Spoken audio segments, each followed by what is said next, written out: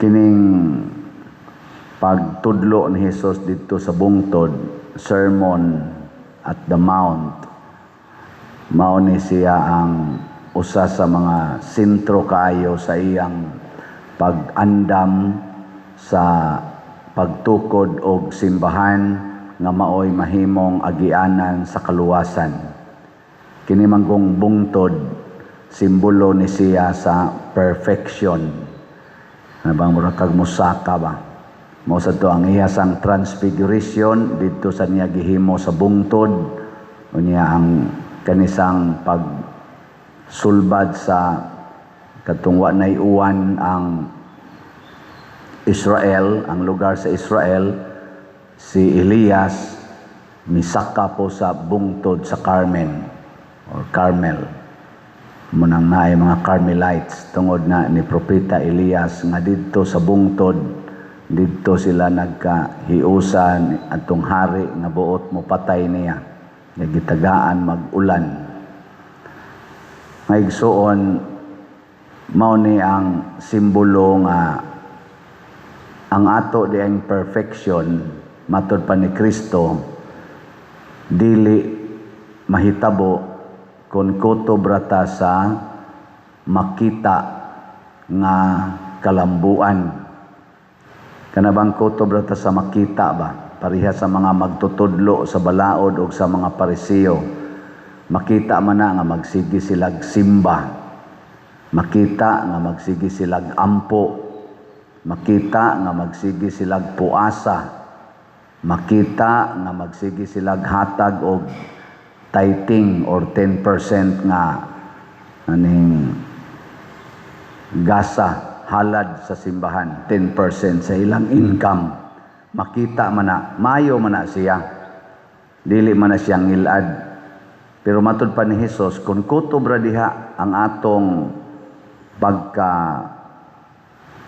kaning gitawag na itong pagka-Diyos dili ta makasulod sa gingharias langit. Lingay mong tupad ing na sige kag hatag og 10%. 10%? Nga galisod magani sa 5%. Oh. Di ba? Mao na nga pasubrahan. Mao to katong biyuda, dili 10% iyang gihatag. 100%. Lipay kayo ang Ginoo. Pasubrahan ba? O niya, dili lang ta magbinuotan sa makita. Kung dili, apil na ang dili makita. The intention, the desires in our hearts and in our minds. Di man na makita. Kamuron, nanimba mo diha. O may siguro ang uban ninyo, gasigig saway nako. Oh, hindi mo nasa niron, color buhok na sa niron, kuan na sa niron, kanang kilay na sa niron, murag inana ba? Imbis nga abli ka nga tudluan, nga andam ka nga tudluan, mituo ka nga ang giwalis pare, labi na ni Father Siano, gitudlo ni Ginoo, gasigi na kag ingon, ito na, kaniron, ticket na sa niron. Kani, politika na sa niron, Duterte na sa niron, Marcos na sa niron. Ano ba? Imbis nga open ka, muna ang mga Pariseo, inigkakita nila ni Jesus, sirado na ang ilang hunahuna. Di na sila matudluan ni Jesus. Ang ilan na lang, mangita silang paagi, unsao nila pag-atake si Jesus. Ako, believe ko sa recent interview or ambos interview manting ito ni BP Sara, unsay imong ika-advise sa mga senador karon? Yan ingon si BP Sara, wala ko'y mensahe para sa usag-usa nila. Ako lang itingob og mensahe nga mahinumdom unta ang mga senador nga 24 sila kabuok. Unya, ang ilang institusyon, kinahanglan ilang himuon nga epektibo nga makatuman sa ilang buluhaton nga gisugo sa konstitusyon, isip usa ka institusyon. dili individual nga senador. Ana ba no? Nindot kayo kana bitang maghuna-huna ka.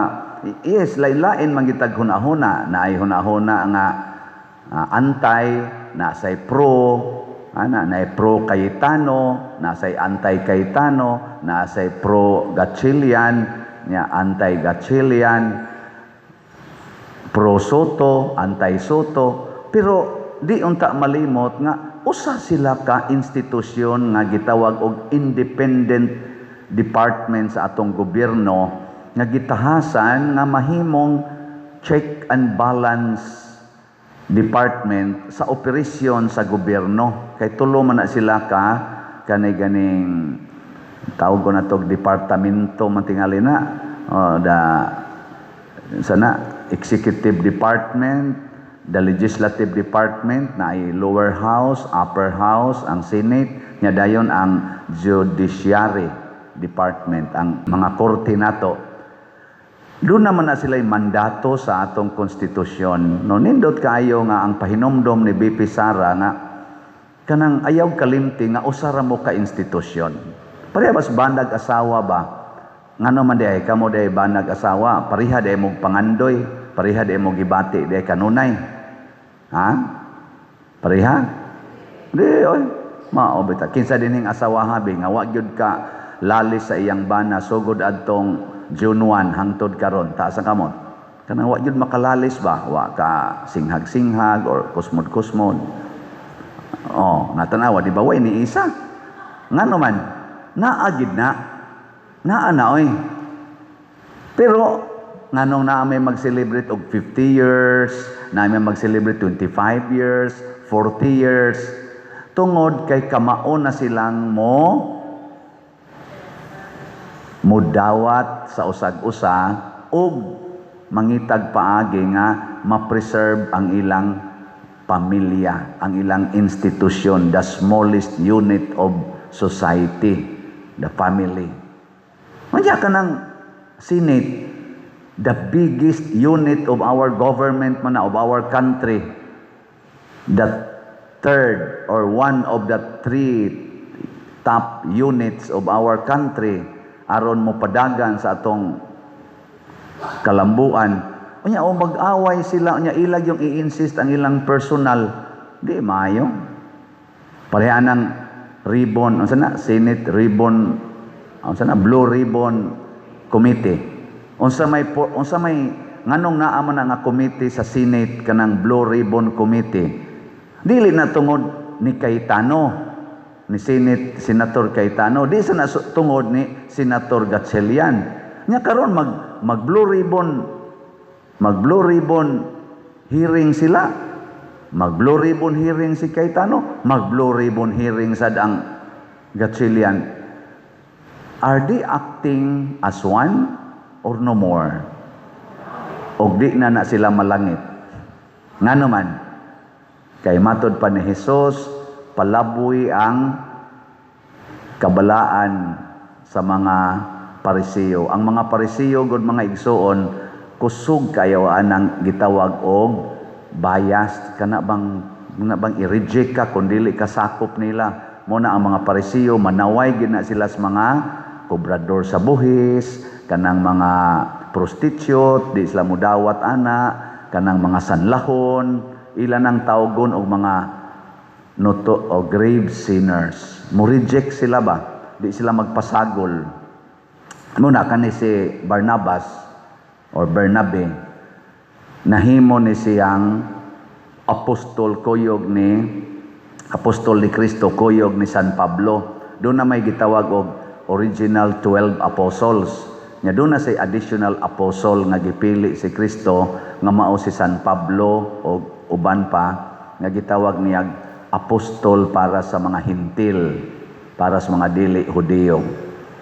Mo gito lang specific nga mission. Unya si Barnabas partner ni St. Paul. Unsa may tumong nila nga ang mga dili Hudiyo sama nato, kita produkto ta ni San Pablo og ni Bernabe.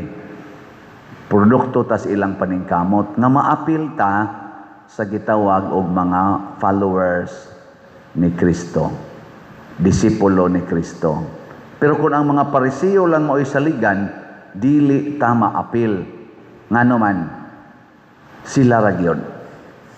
Sila ragyod ang maapil.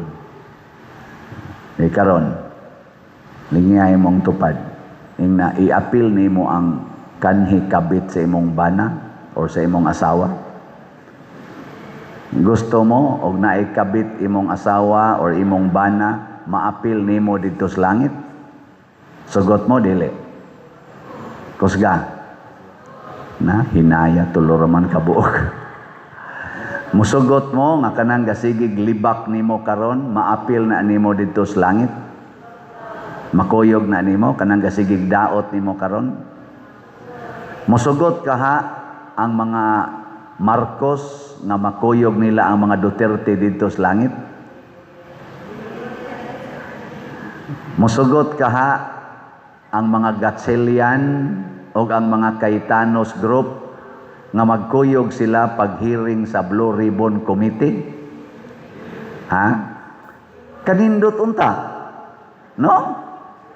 Musugot ka ha, si Vice President Sara Duterte nga makuyog niya sa trabaho ang nag-impeach niya dito sa Congress katong 255 ka mga congressmen, makuyog ya po niya sa trabaho? Kanindot unta? Ano? Niya ka mo, musugot mo, nga kanang gasigig daot nimo, mopalit ya po raffle ticket. Na, kamo no, mora ganay inyo. Oh, nindot kayo. O na, hasta nang galagot ka, baligya raffle ticket. Ayaw pag-ingon nga, ako lang nang sailuan diha, kay lagot ko ana. Ayaw, baligya raffle ticket. Way siguro, mo palit na. Oh, mas dako pa nagpaliton. Kay naminaw mo sa na siyang Padersiano god. Tuod kag ikaw ra day naminaw. Ana. Nabit ato'y asawa nga niingon siya nga pila na to katuig wa na gid siya mutagad siyang bana kay dito na lagi nagpuyo sa kabit. Nya sila kay magsige magtan-aw sa akong misa ko no anas TV. Nya silingan raman sa niya ang gipuy-an siyang bana diha raman sa silingan gapuyo sa kabit.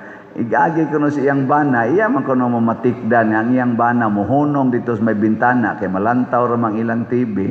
Adto man kuno mag-standby, maminaw sad ba? Ana, samtang sila naa sa sulod, iyang bana to gawas. Na hangtod nagyog kuno, standby na gid iyang bana. Abi ninyo ag unsa nagkauli gid sila. Ang agdi magkauli nga naminaw man ang iyang bana sa akong humiling, naminaw man sa siya.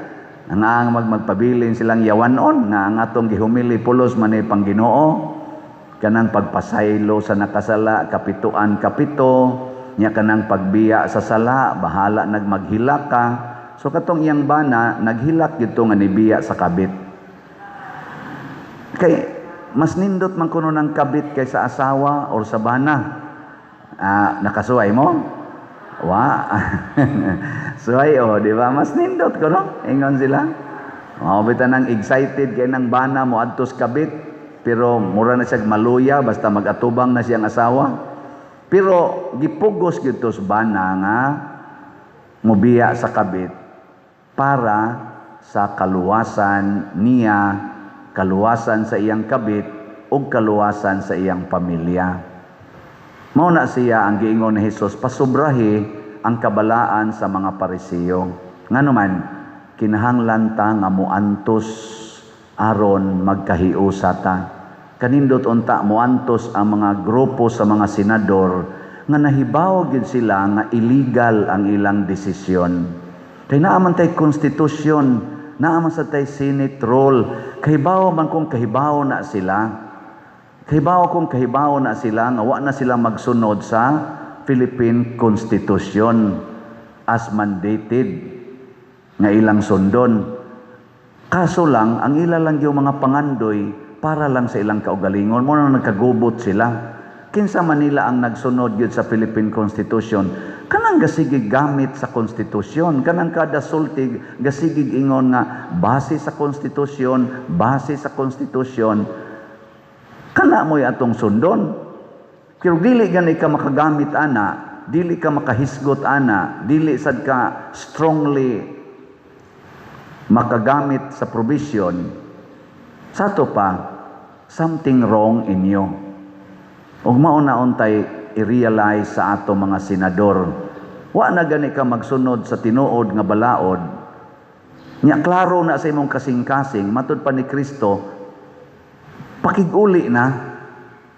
Ayaw padayon og trabaho, kaning paghalad, trabaho man ni nga atong ihatag sa Ginoo. Matud pa ni Kristo, kung magdamo sa inyong halad, paduong sa altar, na hinumdum kang nakapahiubos ka sa imong isig katao, wa na mahibaw is uban, pero nahibaw ka na, pakig-uli usa.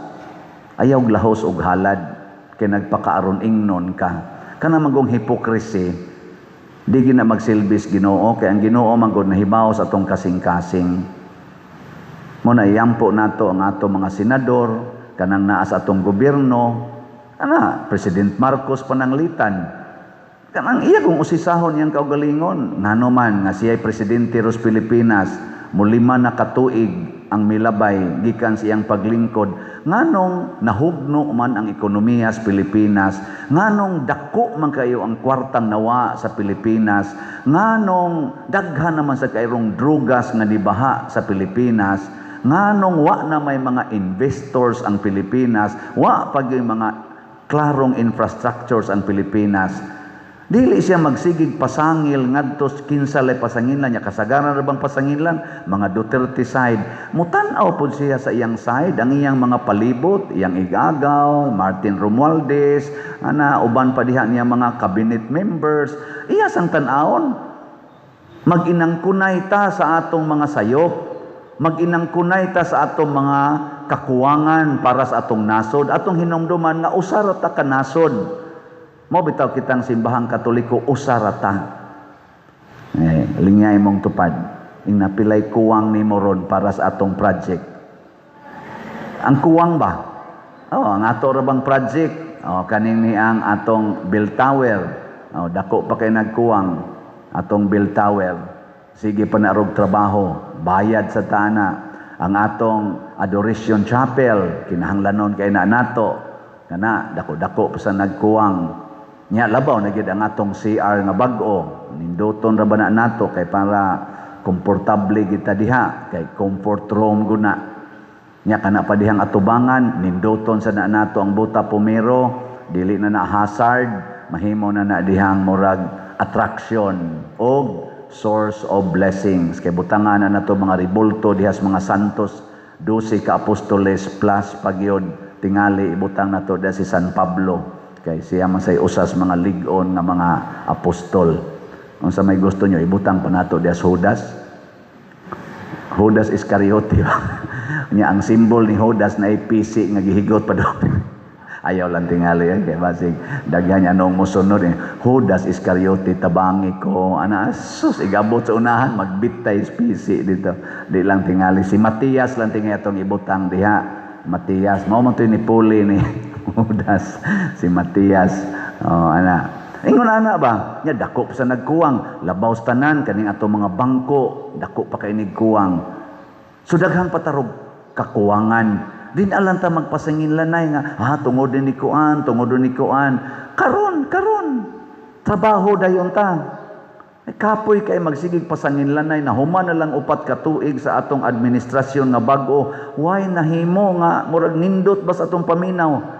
Kani ra yung impeachment, kana ra yung flood control, kana mga kawat sa mga kwartas PhilHealth, nga way sulbad-sulbad, mga edukasyon, daghang trillions, mga utang nga ni-increase, maura na itong nakita karon.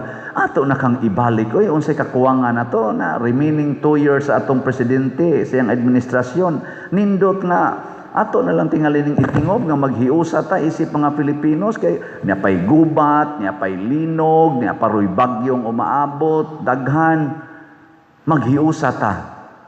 Dili ta magsigig iyahay.